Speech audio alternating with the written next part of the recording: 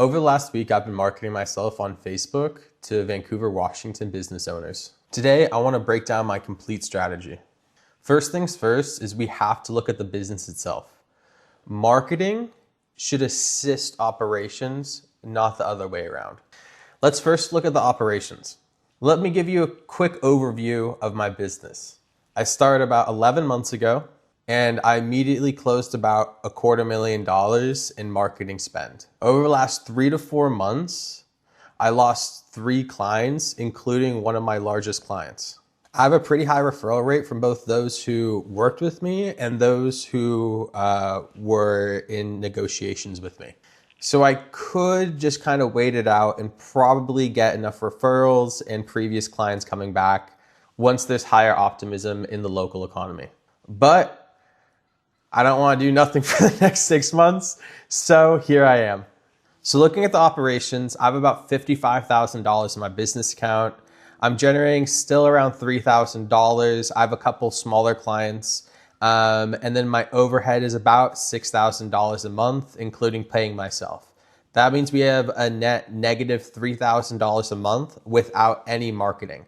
That gives me about 18 1/3 months in terms of runway, as long as my numbers don't change at all. But I want to invest my money into marketing, and that's going to affect how long of a runway I have. I was originally going to spend about $2,000 a month, but I wouldn't be hitting each person in my total addressable market enough times a month for it to be effective. So realistically, a minimum spend for me is about $3,000 a month just to target Vancouver, Washington, not Clark County. Optimal spend is about $4,500 a month, unless I get enough creatives and different campaigns going that are hitting different audiences. $4,500 a month is gonna be kind of maxing out for me. But how does this affect my runway? If I spend the minimum amount of $3,000 a month in marketing spend, I'm gonna still have about 9 months or so in runway. While if I do the optimal spend, I'll only have about 7 months. Let me give you some background information so you understand what my goals are and kind of my capacity. So right now we have a really great onboarding process that takes about 45 to 200 hours per client. And that really depends on the scale of their operation, right? If we're hitting 6 different markets and each market has multiple locations, to effectively onboard that client could take upwards of a year.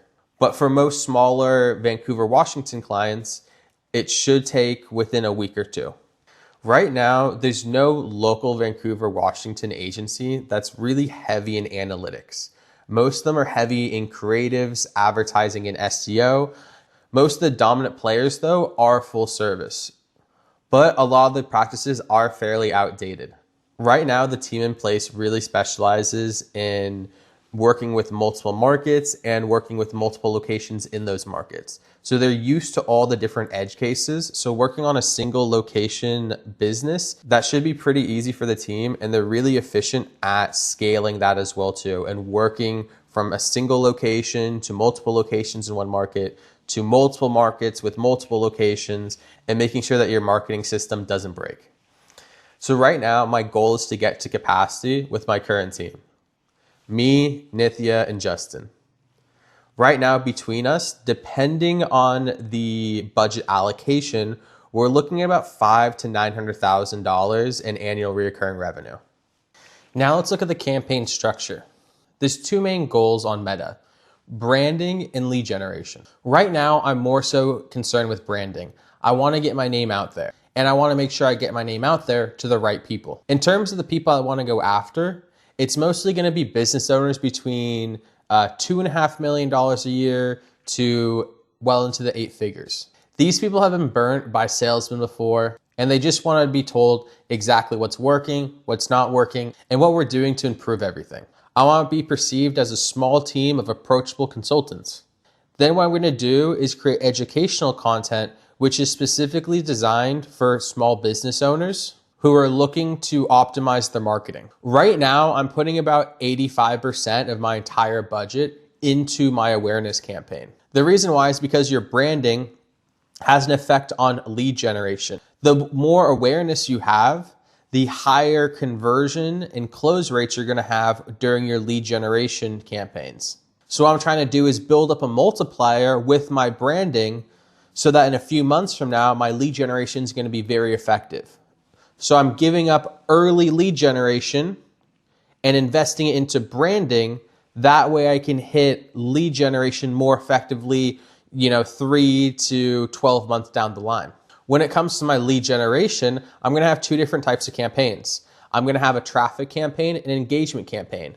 The traffic campaign is designed to take people from Meta and bring them to my website. Specifically, my local grid tool, which tells small business owners exactly where they rank on Google, depending on where the searcher is.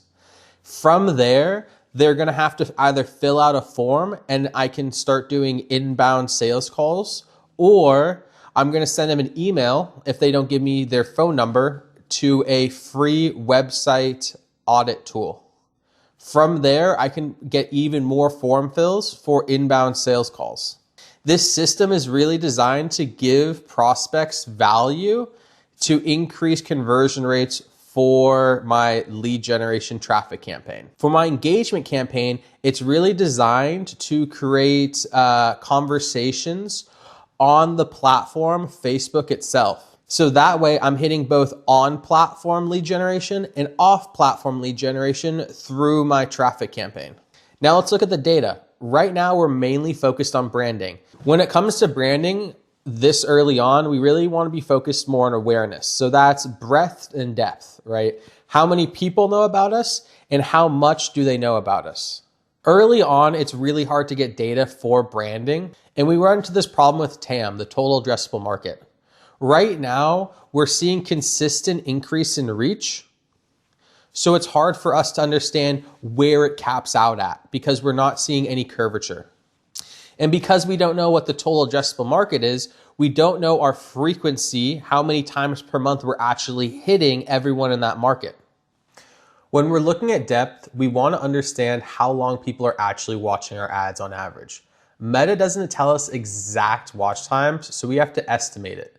What Meta does give us is different checkpoints, like 25% of the video watch time, 50%, 75%, so on and so forth. We use those checkpoints to make a picture of how fast people are dropping off.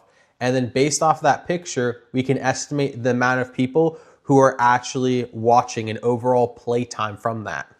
Once we understand playtime, then we try to understand if it's going up or down over time. That's the weighted average slope.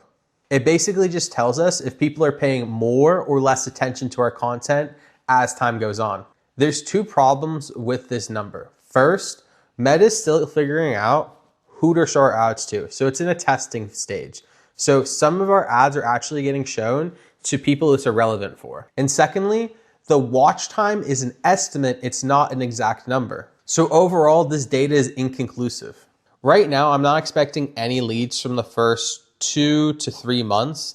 Then I'm expecting some inconsistent lead flow month 3 through month 9. And then month 9, month to month 12 is when I expect to start seeing some more consistent lead flow. Once my lead flow is consistent and I understand this market, Vancouver, then I can both scale my budget and geography. If you guys want to see how this unfolds, give me a follow.